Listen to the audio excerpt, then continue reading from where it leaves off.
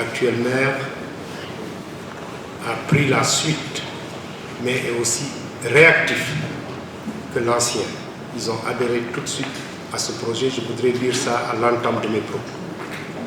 Je salue la présence de l'INOE, de l'INACOA, de mon ami Diagne, parlant au nom des chambres consulaires et des chambres des métiers, parce que nous avons aussi à faire plusieurs missions avec les membres de la SOCAS pour sensibiliser les acteurs du secteur privé, et les chambres consulaires et des métiers nous ont beaucoup aidés. Celle de Kolda, je n'oublie pas, une forte mobilisation, celle de Sédhiou et bien sûr Ziguinchor. Mais avant d'aller plus loin, il faut rendre à César ce qui appartient à César. Cet atelier, c'est pour vous, les acteurs. Vous êtes au cœur, vous êtes au centre. Mon ami M. Konaté de l'Agropole l'a dit, d'autres l'ont dit d'une certaine manière, et je salue sa présence ici. Je le remercie pour tout ce qu'il a. Il a remis le débat au centre, le rôle important du secteur privé dans toute cette affaire. N'est-ce pas, est important. Je salue. Donc, je dis que ce débat, cet atelier vous appartient, vous les acteurs. Vous n'avez ménagé aucun effort. Vous avez quitté, vous avez laissé votre travail, vous avez voyagé, d'autres même de nuit hier, qui sont arrivés hier nuit, mais qui tenaient à être là. Kolda, Sédhiou, Ziguinchor s'est mobilisé. Je dis, c'est le rêve qui est en train de se réaliser. La SOCAS, ce n'est plus un rêve. Il suffit de voir ce qui se passe dans cette salle. Au départ, quelqu'un l'a dit, on était une vingtaine d'opérateurs économiques, d'acteurs, évoluant plus ou moins dans l'agro-industrie. Réunis à Dakar, au moment de la préparation de ce projet, il y avait un lab. En 2018, pendant 6 semaines, nous avons cogité ensemble pour définir les contours et le rôle que le secteur privé peut jouer dans ce projet. Parce que dès le départ, au moment de l'évaluation du projet, les bailleurs de fonds, la BAD et la BID, ont effectivement, comme M. Koulibaly l'a dit, que le risque majeur, parce que les banquiers parlent toujours en termes de risque, le risque majeur de ce projet, c'est l'implication du secteur privé. Le degré d'implication du secteur privé. Si le secteur privé n'est pas présent, ben, le projet ne peut pas réussir. Vous êtes là, vous y croyez, parce que les Américains disent, lorsque tu crois en quelque chose, tu mets ton argent sur la table. C'est ce que vous avez fait. Donc vous y croyez. Vous nous avez permis d'élargir effectivement cette base d'une vingtaine d'entreprises. Aujourd'hui, ce que nous avons dans cette salle, ce n'est pas des personnes individuelles. Vous représentez des institutions. Il y a les chambres de commerce. Je sais qu'il y a des GIE ici qui ont adhéré à la SOCAS, qui ont 5000 membres. Donc, ce que vous voyez là n'est qu'un petit aspect, n'est-ce pas, de ce que la SOCAS représente aujourd'hui. Vous croyez en l'idée, et c'est toute la Casamance qui se mobilise ici, et le secteur privé. On a réussi en très peu de temps à mobiliser l'épargne, et les gens sont en train de contribuer tous les jours. Et nous allons en parler, et nous allons vous expliquer cet argent que vous apportez avec les sacrifices qui se doivent, comment cet argent va être utilisé. Ça fait partie justement de ce séminaire-là, de cet atelier. Le programme, comme on vous l'a dit tantôt, va se dérouler de la manière suivante. C'est votre atelier. On va vous donner la parole. Vous allez avoir l'occasion de vous exprimer de faire vos commentaires, de dire où vous en êtes avec vos projets, l'état d'avancement des projets, parce que ce qui nous réunit aujourd'hui ici, c'est de pouvoir faire marcher l'agropole, c'est-à-dire à travers et autour de projets concrets. Donc, on est là pour ça. Bien sûr, on ne peut pas le faire en séance plénière, mais on voudrait dire que c'est maintenant le moment de passer à l'autre phase, à la mise en œuvre en ce qui nous concerne. Et ça, il faut travailler, il faut discuter autour de projets concrets. Vous n'allez pas être seul. Votre organisation est là. Elle va vous aider. Et dans ce dispositif, effectivement, le projet a prévu des démembrements ou disons des institutions de l'État technique. Vous avez d'abord l'ISRA, que tout le monde connaît, Institut de recherche, qui va mettre à la disposition, parce que, comme M. Sidibé l'a dit tantôt, et Koulibaly l'a effectivement dit, ce projet touche toute la chaîne de valeur. Les producteurs sont invités, les transformateurs sont invités, les transporteurs prendre la matière première d'un point A ou le produit fini pour l'amener à un point B, c'est crucial.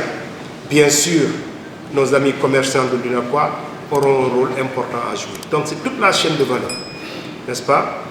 Et les bonnes volontés, même qui ne sont pas aujourd'hui, parce que cette SOCAS, il faut la voir d'une manière dynamique. Même ceux qui ne sont pas aujourd'hui ou ne sont pas porteurs de projets, dans l'avenir pourront l'être. Parce que nous travaillons aussi pour les générations futures. Il ne faut pas l'oublier. Donc ça peut être vos enfants.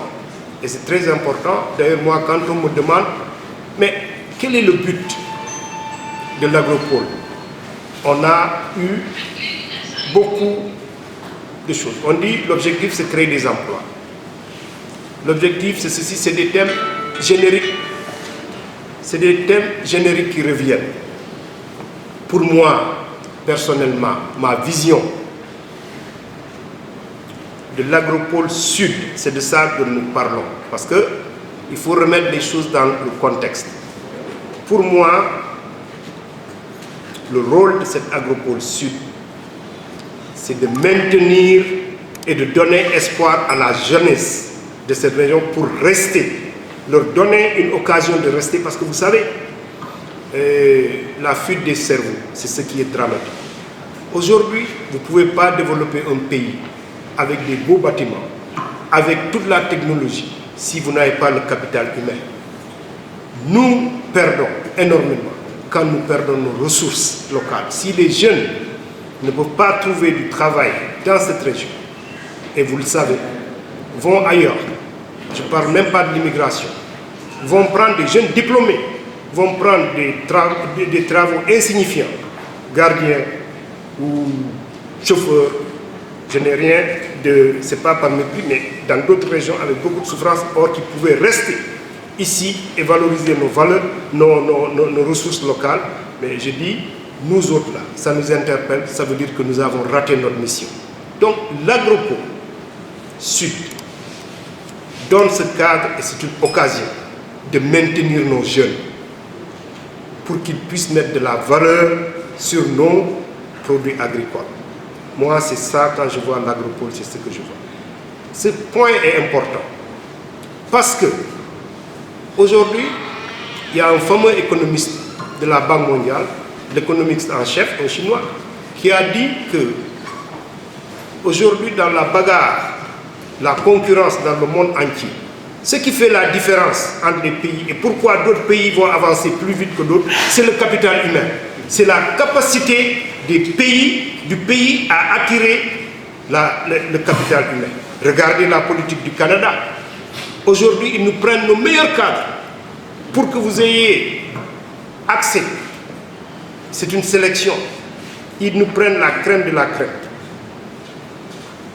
qui partent là-bas. Mais ça, c'est nous qui perdons. Vous ne pouvez rien faire dans un pays si vous n'avez pas le capital humain. N'est-ce pas? On reprend l'histoire, après la Seconde Guerre mondiale, les États-Unis ont fait la même chose. Vous savez ce qui s'est passé en Californie, où avec des programmes généreux, on a pu attirer la communauté juive, et ces gens ont pu ensuite faire des inventions qui ont fait avancer les États-Unis. C'est un crime de gaspiller l'intelligence humaine et le cerveau humain. Moi, c'est là où je mets le débat. L'Agropole Sud nous offre le cadre, nous offre l'occasion de retenir la jeune génération ici. Parce qu'effectivement, nos enfants sont instruits. On ne leur dit pas retourner faire de l'agriculture comme vos grands-parents. L'Agropole Sud permettra de transférer de la technologie, de mettre de l'intelligence artificielle dans ce qu'ils vont faire, de valoriser ce qu'ils ont appris à l'école, de leur donner des salaires décents et une vie décente, donc ils vont rester. Donc voilà, moi quand je vois l'Agropole Sud, ce n'est pas la création d'emplois, c'est une occasion et un cadre pour maintenir la jeunesse dans cette région. Et c'est le capital humain qui va sortir, disons, cette région.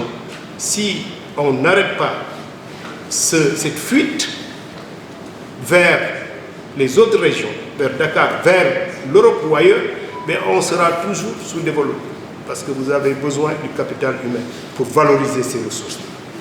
Donc moi, c'est comme ça que je vois ce projet. Donc, c'est pour ça que je dis, la réunion d'aujourd'hui, c'est pour parler des projets que nous allons mettre en place, mais ceci, on ne le fera pas seul. On est accompagné à l'entame. Quand ce projet a eu lieu, on a quelques institutions qui nous accompagnent. Il y a déjà, je vous ai parlé de l'ISRA, qui est un centre de recherche qui va mettre gracieusement à la disposition des producteurs, donc le début de la chaîne de valeur, des plans vigoureux de manguier et d'anacardier. La recherche permet ça, et les autres, le MAT, le DITA maintenant, pour effectivement développer ce secteur. Parce que vous voyez, une chose est de dire nous voulons transformer nos matières locales. Mais quand vous avez un complexe de 100 hectares, rien qu'à Adéa, et il y a aussi d'autres centres, les centres de Kolda, Sédhiou, j'en passe, n'est-ce pas? La matière première que nous avons aujourd'hui ne suffira pas. Ce n'est pas un secret de polichinelle que de savoir qu'aujourd'hui que la plus grande partie de la matière première, surtout la noix de cajou, nous vient de nos amis de la Guinée-Bissau. C'est vrai, on est ambitieux. On dit qu'on veut transformer, on veut augmenter notre taux de transformation de 2% aujourd'hui pour la mangue qui pourrit, et de peut-être 3, 4 ou 5%, pas plus pour l'anacarde. Mais le préalable, et tout à l'heure, plus tard dans les discussions, notre ami et doyen Soudou Farah va en parler, de l'importance d'augmenter cette matière première qui est vraiment nécessaire. Donc l'ISRA travaille pour ça, n'est-ce pas, en mettant à la disposition des producteurs de manière gracieuse, justement des plans vigoureux de manguier, d'anacardier. Ça ne s'arrête pas là, il y aura un accompagnement. Donc manifestez-vous, ceux qui sont dans la production, c'est l'occasion, n'est-ce pas, pour qu'on puisse venir vous renforcer parce que l'Agropole Sud en aura besoin, n'est-ce pas? Puis ensuite, les transformateurs. Oui, ils existent, ils sont là, à petite échelle, ils sont concernés par le projet. Déjà, les renforcements de capacité ont commencé avec l'ITEA, l'Institut de technologie alimentaire, qui essaie de mettre ces entreprises aux normes. Il ne faudrait pas qu'il y ait une différence entre la pulpe de mangue ou la mangue séchée qui va venir de Bignona ou de Kolda si nous avons de grandes commandes. Il faudrait que nous travaillions pour augmenter la qualité de nos produits et qu'on respecte les normes si on veut aller à l'international. Vous ne pouvez pas avoir des gros marchés à l'international si vous produisez à petite échelle. Mais on ne peut pas aussi faire des regroupements si nous n'avons pas les mêmes normes. Donc l'ITEA est là pour nous aider à réussir ce défi. Vous voyez, on n'est pas seul. Vous avez l'ISRA au niveau de la production, vous avez de la production de la matière première, vous avez l'ITEA au niveau de la transformation. Et bien sûr, c'est l'occasion de parler maintenant du bureau de mise à niveau que tout le monde connaît. L'UNACOIS, à juste titre, a mentionné le rôle de mon ami Bouba Sagna, qui représente, je peux dire, le bureau de mise à niveau aujourd'hui dans cette réunion, infatigable il a cru tout de suite au projet, vous le connaissez, je n'ai pas besoin de parler des qualités de Bouba, n'est-ce pas? Mais ce qu'il a fait et qu'il a compris tout de suite, avec sa très grande connaissance du secteur privé, je lui ai dit, on a eu une conversation, je lui ai dit, Bouba, nous on a créé cette SOCAS, je suis en train de mobiliser des gens et les gens arrivent. C'est une bonne chose. Mais je ne vois pas les cadres de la Casamance, l'intelligentsia de la Casamance. Ils sont où? Parce qu'aujourd'hui, la compétition à l'échelle internationale est telle que si vous n'avez pas les cadres devant pour éclairer la route et pour soutenir, parce que les choses sont complexes, ils sont où? Et Bouba, et je pense qu'on doit le féliciter pour ça, a effectivement m'a aidé à recruter, à avoir des cadres de la Casamance qui ont adhéré à ce projet. Ça accroît notre efficacité et ce sont ces gens qui sont même ici dans la salle, qui se sont donnés volontairement à nous aider à régler des problèmes pointus et techniques et nous allons en parler. Par exemple, de manière très volontaire, vous savez, pour transformer ces produits-là que nous allons mettre dans l'agropole. Mais l'énergie représente un coût extrêmement important et nous savons que la Sénélec est chère. Le prix du kilowattheure au Sénégal est le double de celui de la Côte d'Ivoire. Donc, si vous transformez votre mangue en Côte d'Ivoire, vous allez être beaucoup moins cher sur le marché international que le Sénégal. Donc, il faut régler le problème. Mais qui l'a réglé? On est en train de signer, j'ai le plaisir de vous l'annoncer tout de suite, cet après-midi, plus loin dans les discussions, nous allons signer une convention cadre avec des jeunes, encore de l'histoire des cerveaux. Ils ne sont pas partis, ils sont là, ils sont à l'université. Quelques-uns sont des professeurs à l'université Assane Seck, qui ont contribué de manière volontaire à faire une proposition pour aller vers le solaire et la biomasse avec des technologies de pointe. Ils vont certainement avoir l'occasion de parler, où ils arriveront à générer de l'énergie solaire sur des petits espaces, mais avec la même efficacité. Voyez, le biomasse, vous savez, on va transformer l'anacarde. Il y aura des résidus, même dans le cadre de la marque, qu'il faut valoriser. Dans le cadre, mon ami Sougou Farah va en parler un peu plus tard, pour générer de l'énergie, mais aussi pour faire des engrais bio, qui viendront encore augmenter la valeur ajoutée de nos produits que nous allons transformer. Donc tout à l'heure, je parlais de l'ISRA, qui va nous aider dans ce cheminement, de l'ITEA et du bureau de mise à niveau. Son rôle, vous le connaissez déjà, parce que plusieurs d'entre vous, surtout les chambres de commerce, beaucoup de vos membres ont adhéré à ce programme de bureau de mise à niveau qui encourage les entreprises à sortir du secteur informel pour aller vers le formel, n'est-ce pas, en leur donnant des primes une fois que votre programme d'investissement qui vous permet d'aller plus loin est admis à BAD, à un très haut niveau, qui nous regardent, qui ont mis beaucoup d'espoir sur l'agropole sud parce que c'est le premier agropole qui démarre au Sénégal. Tout le monde nous regarde et l'ambition de la BAD, c'est utiliser l'expérience de l'agropole sud pour montrer cette expérience à toute l'Afrique. Je n'ai pas dit au Sénégal, j'ai dit à toute l'Afrique. On nous regarde, le défi est énorme. Donc, il faut qu'on soit performant. Pour l'être, moi, avec la petite expérience que j'ai eue avec les institutions de développement, j'ai travaillé pour la BAD et pour la Banque mondiale.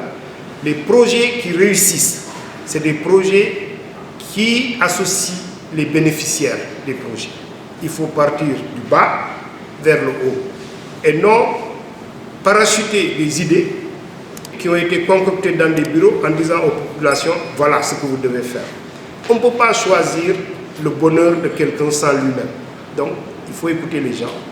Vous êtes là, vous avez l'occasion de parler, de dire où on doit aller, de rectifier le tir s'il y a des choses qui ne vont pas, pour qu'ensemble, on puisse amener cette SOCAS encore plus haut.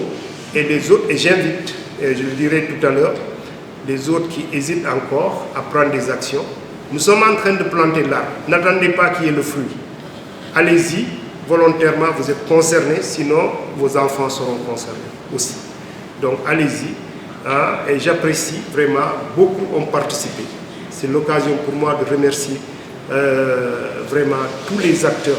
On a beaucoup d'actionnaires, on est content, mais on peut encore augmenter le nombre d'actionnaires. Je voudrais vous dire que j'ai invité aussi dans cette salle, parce qu'il faut que vous le savez, peut-être qu'ils sont là, ils n'ont qu'à se manifester, les banques, parce que vous voyez dans le dispositif, une fois que les bâtiments sont construits et que vous êtes invités à venir développer des activités, vous avez besoin d'argent. L'argent, c'est le nerf de la guerre. Alors le dispositif est le suivant.